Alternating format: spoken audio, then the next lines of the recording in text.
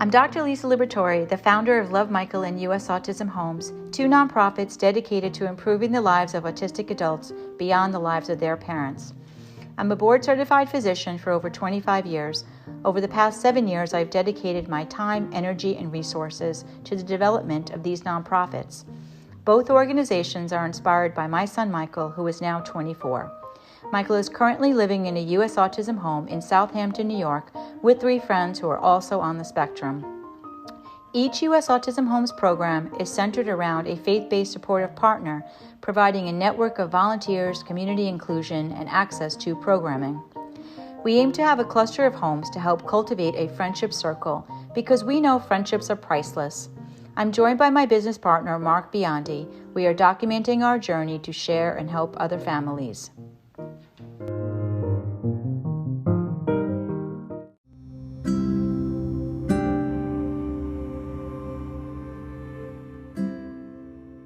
Greetings, everyone, and welcome to the US Autism Homes podcast. I'm Mark Biondi, and I'm here with Dr. Lisa Liberatore, the founder of US Autism Homes and Love Michael.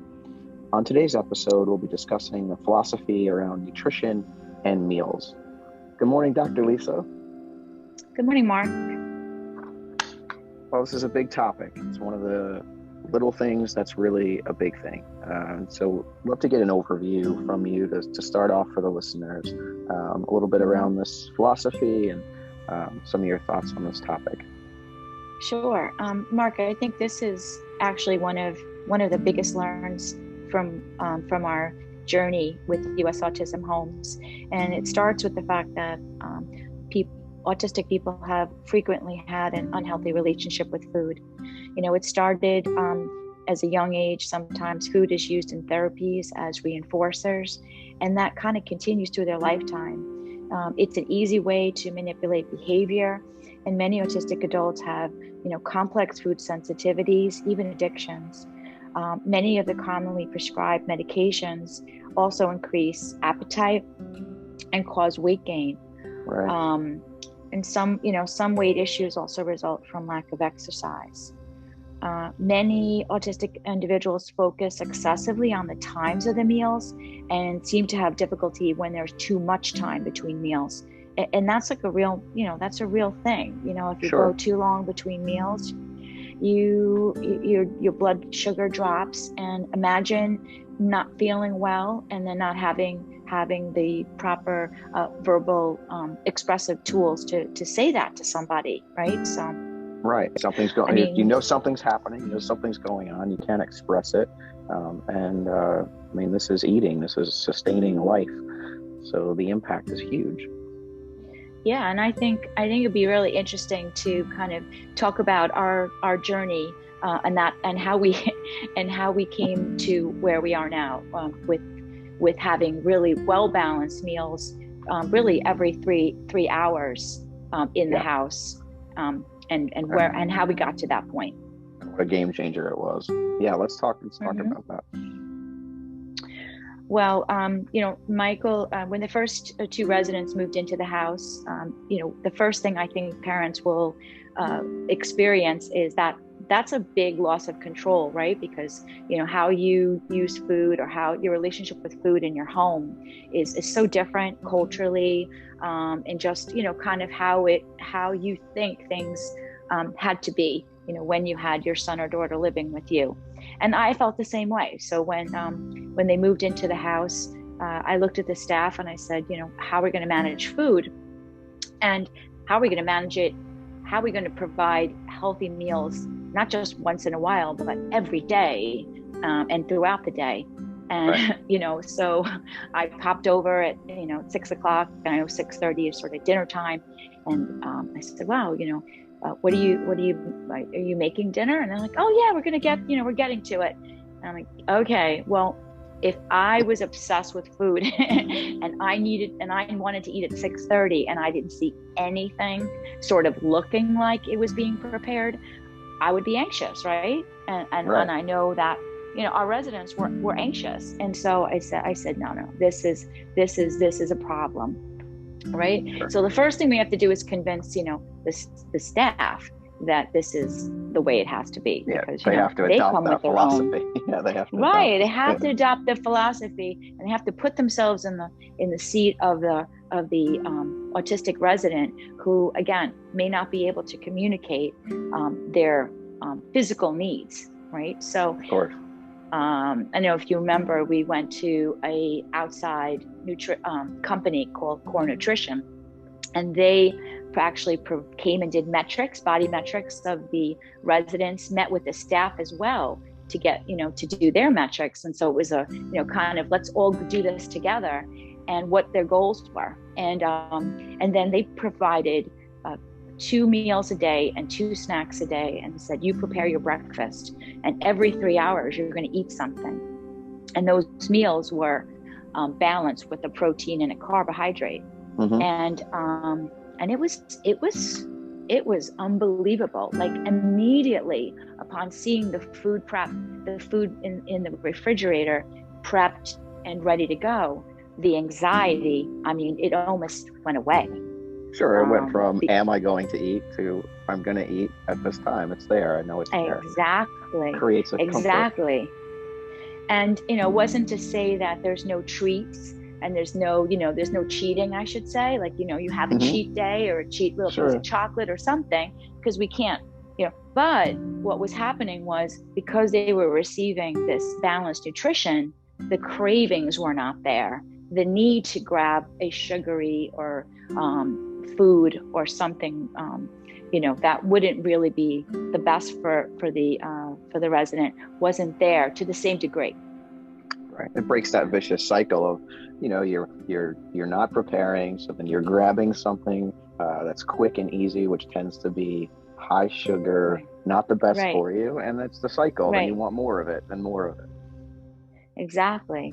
And when the gentleman came back to do the metrics again, the measurements of their fat muscle index, it was really exciting, because really in a very short amount of time, within 4 weeks, there was Mike's had a 14% drop in body fat, gained muscle mass, and actually the staff also gained muscle, and these are like big guys, NFL football player guys, who are like really skeptical of this whole thing. I'm not going to get enough food with this, enough protein, and actually gain like 3 pounds of muscle mass. So, we saw we were onto something. Now, those kind of programs are typically short term, because the food choices cycle about 8 weeks, and then you kind of don't want to see the same food circling back, right?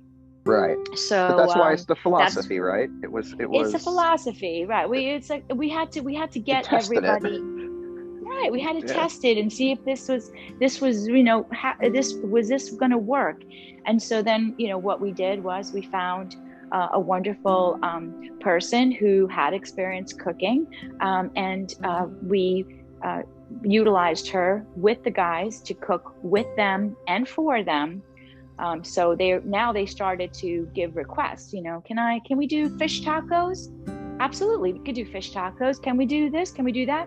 And it basically became, now the philosophy was, yes, we're going to eat, but we're going to eat every 3 hours. We're going to eat a balanced meal, so watching the portions, watching the calories, but because we're really focusing on good ingredients, and the food is prepared at home, we know what's going into it. We know that there's no additional salt or butter or additives. And again, we've been able to now take it to the next level, where everybody really has come into the program, has lost tremendous amount of weight. It's about 20 pounds. Each person's lost about 20 pounds, right? So and dramatic reduction in their BMIs, right? Mm-hmm. And part of it too, I thought that is really special, is the preparation of the meal is sort of this community building type event in the house, right? So 4 residents are in the house, and Marie comes and they prepare things together too, and I think that's another big part of it, is that the residents know the meal is coming, but they're also a part of making it. They're learning those skills, And I was really impressed too with the way Marie, even in the shopping of it, kind of buys things almost like foundational things that are used across a few different recipes, gives variety, but also from a cost perspective helps, keep the costs down, right? So you may have, ground turkey and a few different things, or, the way she kind of sets that up, I think is really, really smart, providing variety, but also high nutrition and maintaining that the cost doesn't get excessive. Exactly. And, the flavor comes from spices, it comes from herbs, it comes from homemade stocks, and all these, principles and techniques are things that our residents learn. So, yes, it's a constant learning, a constant growth. Of course, we have the garden, the organic garden, and that is another layer to this, healthy eating. And the learning. And Dr. Lisa, not to go too far off topic, but you hear the word organic garden, and I think a listener might be like, well, wait a second, how do I do that? But there was someone in the community who came and volunteered their time and very simply helped put a beautiful little herb and vegetable garden on the side of the house. So it's not a really complex thing. There's people out there who wanted to help, and that's so if you hear that, the organic garden, what is this utopia? But that can be done. And absolutely, and you save a lot of money over time too, because you can't even eat all the food, all the stuff that grows from a small. They're 4x8 plant boxes. On the side of the house, 3 boxes, and actually we couldn't even, we gave plenty of produce away because there was no way for our guys to eat all of those tomatoes and zucchini and eggplant, which I'm really basil. We had so much basil. Did we have strawberry? We had strawberries. Strawberries didn't do so well, Mark, because the birds got to them first. So that wasn't. Yeah, we're gonna swap out the strawberries for a what is it called? A flower, a little bit of a flower. What is flower picking planting? So But to get back to what we're saying, it's the foundation is. Every 3 hours, they have a meal. It's not they're not tremendous meals. They're balanced meals that provide, I would say, approximately 400, 500 calories. And they are filled with healthy vegetables and spices and things that make it tasty from ways that are healthy, and it provides opportunity for the guys to share their ideas and things that recipes that they've found. It allows them to go to the supermarket to shop for those things, and it's just so. Like I said, I think it's one of the most critical parts of the home and the success. So for a caregiver listening to the episode, a few things that I think can be done right away is first, really thinking about the philosophy of how food is being used in the autistic person's life, and maybe thinking about food just quite a bit differently, right? Is it being used as a reward? Is it being used as an expression of love? And thinking about how, although all those intentions are good, it can have some devastating effects on health, and to sort of put food in its proper place in the young person or that person's life. And so just maybe share a little bit of some of that, advice to someone who's at home. What's the first easiest thing you think that someone could do to start this philosophy and adopting this philosophy?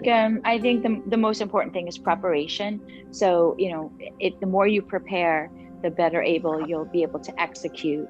So really just outlining maybe a week of meals, and then, shopping smartly, shopping in bulk where you can, like you said, and then, meal prepping, we all do meal prepping now. I mean, that's probably one of the biggest tips for people who advise regarding nutrition is Absolutely. Preparation, so that you're not getting the cravings and then grabbing something quick, usually not the best thing for you. So we do the same thing. It's meal prepping for about 2 or 3 days worth of food. And so that's what we see. We use glass Tupperware, glass containers for the meals. And so they're in the refrigerator, about 2 days worth of meals.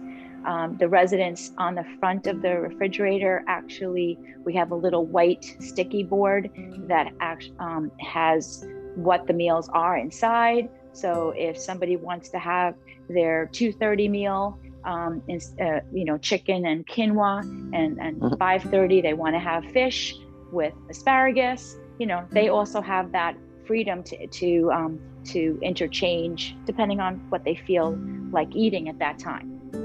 But it's 8:30 breakfast, 11:30 snack, 2:30 lunch, 5:30 dinner, and then 7:30 usually another snack. And sounds like a lot of food, but actually it's, like I said, the guys have all lost about 20 pounds.